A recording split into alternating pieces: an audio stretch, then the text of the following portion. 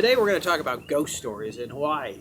And we're sitting out here in front of the fire, typical ghost story kind of thing. We have told stories about things that happened to us in Keauhou, but today we're going to talk about something that happened right here in our home.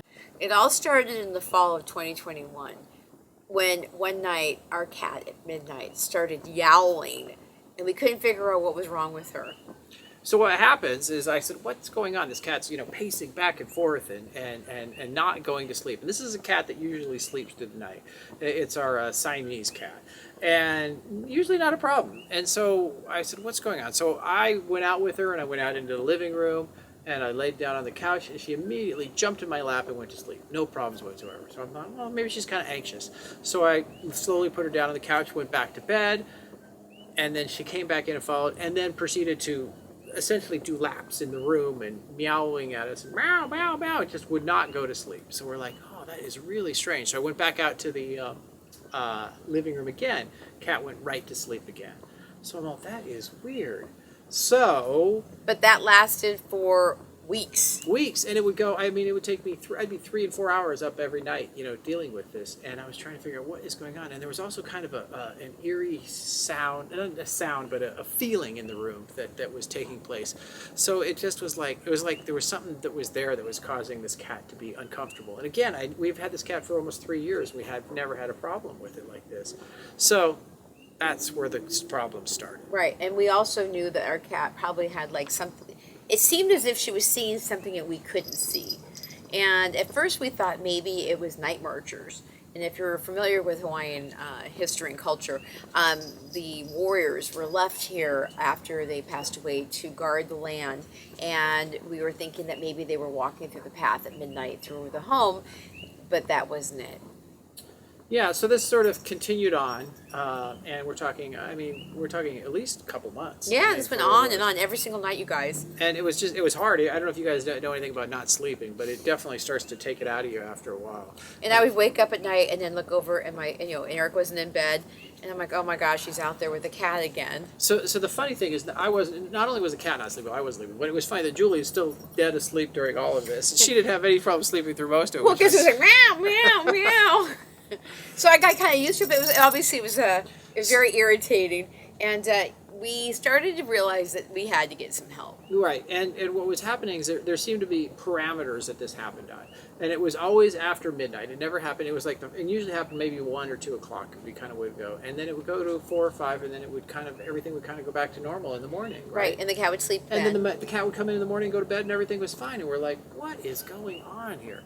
So we decided to consult. This is Hawaii, and we have a lot of people that can deal with the psychic realms. Right, so we actually had one of our Hawaiian healers come in and kind of feel into the space, and she actually detected a little unknown spirit actually under our bed, but she couldn't quite rid the room of what was causing the cat to stay up all night long. She didn't have a real a true what was causing this cat to be so, and not only cat, but also I felt very uncomfortable in this room also, especially particularly at midnight. It didn't feel like a warm and happy face. It felt cold and kind of unsettling. Yes, interesting words. Yes, unsettling would be what it would be. So a friend of ours who is pretty metaphysical, she suggested that we talk to one of her friends who came from like the Psychic Institute, and we said, at this point we'll do whatever it takes. So he and his partner, a woman, they actually decided to take us on, and they actually tapped into the house before they even came over, and they knew that there was a disturbance in the house. Yes, a disturbance. So, it was sort of it was nice to say, okay, there's something really is going on, because sometimes you're thinking, well, is my cat having a problem? Am I having a problem? Well, maybe it's just in our heads. Maybe we're just making this up. But no. He said, no. It is very real here.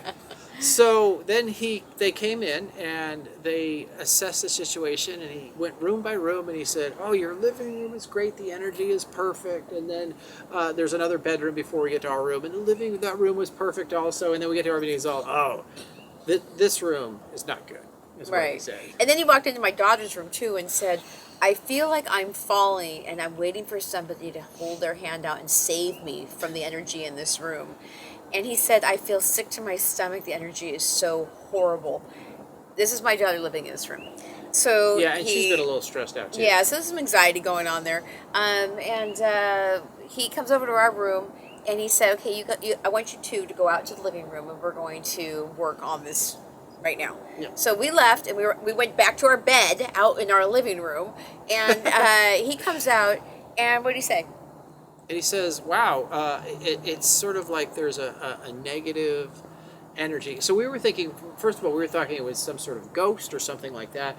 But he said it was even more primitive than that, a primitive energy. Yeah, like an ancient energy that... Like a land energy, but not really for like a land, just like kind of like a slug kind of Right, energy. he said kind of like primordial beings. Right, and, that he hadn't said, got into a human form yet even, right. So he was kind of like saying, imagine like... And he was like, I don't want to scare you, but almost like this like black, sluggy kind of like entity. If you could visualize that in a non-physical way, right? Right. And so then he went on to say, we're sort of one of the first people to spend a lot of time in this household and in this location. And what he says is we have this, this field below us. And he says these energies have always been around, but now that we're here, they're starting to get attracted to us. And it turns out that if you look at the lay of the land, the way our bedroom is, it has almost like a pathway right up to our bedroom that comes down from the lower section. Right. And right just so you here. guys know, too, I have another kind of psychic friend that's in Washington. I told her to tap in, and she said, I see a pathway. There's something about a pathway. Yeah, it just so happens to be the same pathway that pigs come up to, but that's a whole other story for you guys. We have had quite a bit of pig problems as well in our But you know what? Now we don't. No, we don't know. We ended up fencing that off. Yeah. And then he says, here's what I'm going to do.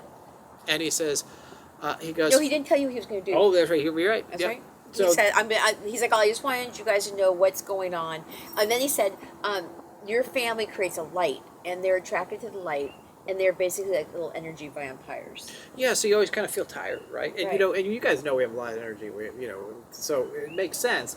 But we were just kind of feeling a little burnt most of the time. Yeah, but when he tells us that, it's like, it's so weird and strange and crazy to have somebody say, the fact that you guys have been living here and they kind of discovered you and now they're coming up out of the depths of the land to kind of like feed off your light and energy. It's like, what the... And it's also funny that my cat is all, oh, I know what's going on. You guys suck. I am not comfortable here. Yeah, you know what I mean? yeah, so the it cat just kinda shows that called pets, it. the pets do have a very a deep connection to the psychic world.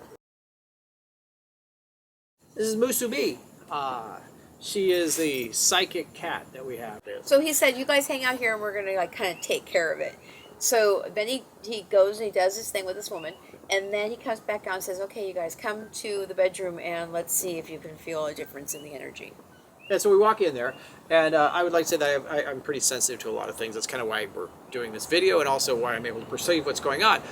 And at that point, all of a sudden, it just feels like there was energy just flowing up right from in the middle of the room, just flowing up, and I'm like, wow, it feels really good in here. It feels like almost like water coming up would be the way to describe it. So then he said, what do you guys feel? And Eric all of a sudden said, I feel like the energy is being pushed upward. There's upward experience. And he said, very perceptive, because he put in a psychic light beam.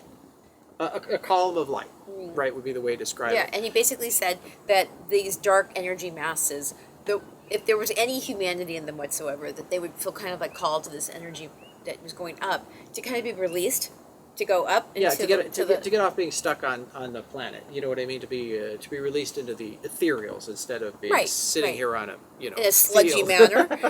And then he said that he and his person also had put an energy beam, basically. And you guys, I know, I tell this story, and people are like, oh, what the hell?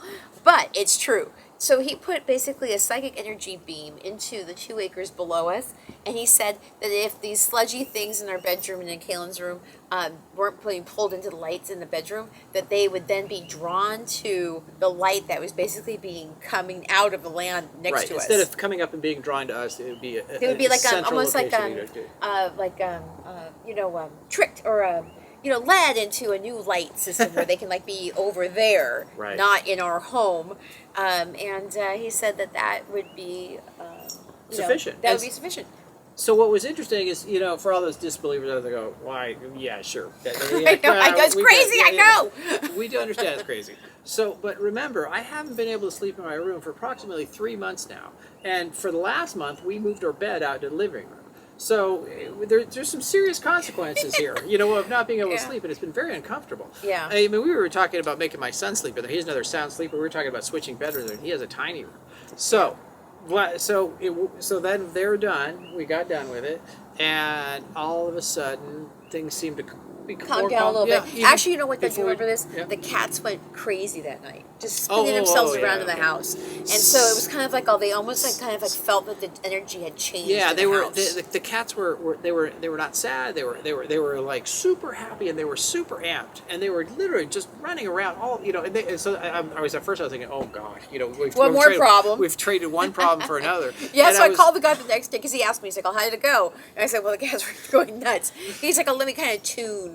Let me do some tuning out there." And he said, "You guys stay out in the living room for like 1 or 2 more days." And we had put salt in the rooms. Around the corners. The salt is a kind of like a grounding, and it mineral. stops some of the energies from going.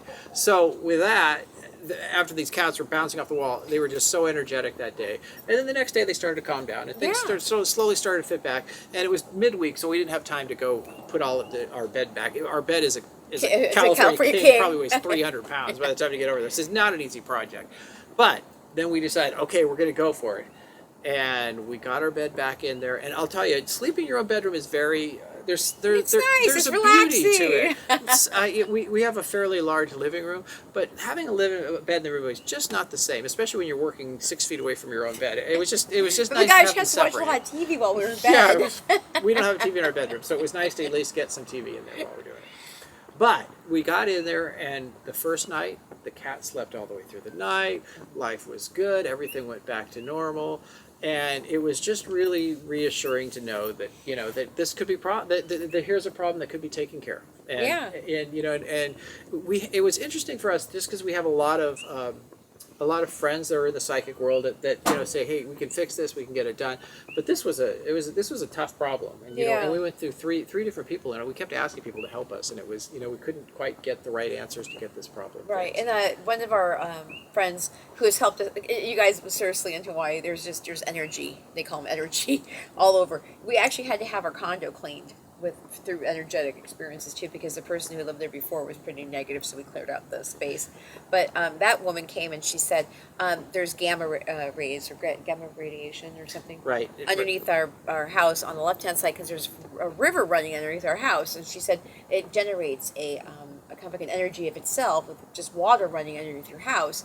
And so she pulled that up, and like each of the people that we actually had come over and look at the house also picked that up. Yeah. Remember, in the lava, there's no rivers because the lava is so porous. So the water kind of works its way through it, and we think like lava tubes. And my daughter's room is about 5 degrees colder than any other room in the house. Yeah. So So it's cold water might be going.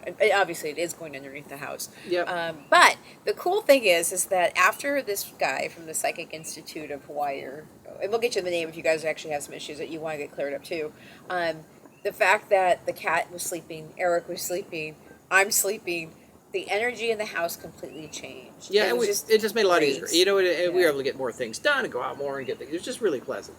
So the moral of this story is you got to be careful in Hawaii, because there's Hawaii. The differences between the non-physical and the physical seem to be squished a little bit closer together than they do on the mainland. Yeah, So in fact, he said we have an energy vortex out here too, right? there you go. And he And said there's many of them all over the island. It's not just right where we are. they're all We're over. not alone in terms of where it is. And again, if you guys really want to go there with the metaphysical concept, that he said that sometimes, and I didn't believe this when I first moved here, and now there's things that you pick up, you go maybe. He said that there might be a schism in the vortex that allows the dimensions to kind of cross between the two realms a little bit easier. Easier on top And of so therefore we might be having some of the spirit energy too because of that. So if you out there here in Hawaii start having weird things happen, you're not alone. First of all, there are a lot of people that have them happen, And there's all kinds of stories. And this is just one of them. We've had many things happen in Hawaii. And if you guys like these, I've got a few other really interesting stories that we can. And if you live in Hawaii and you ask enough people, they will tell you enough stories that you have to believe this because it happens to a lot of different people. Now, this one with the sludge ancient beings is a new one. I have to admit. I was expecting a person. I was not expecting just a primordial energy is what I was. Right. So this is kind of like a only in Zima's land. But again, it's when you live in Hawaii, interesting things happen. So that's why we wanted to share it with you guys. So with that, we'll say aloha. aloha.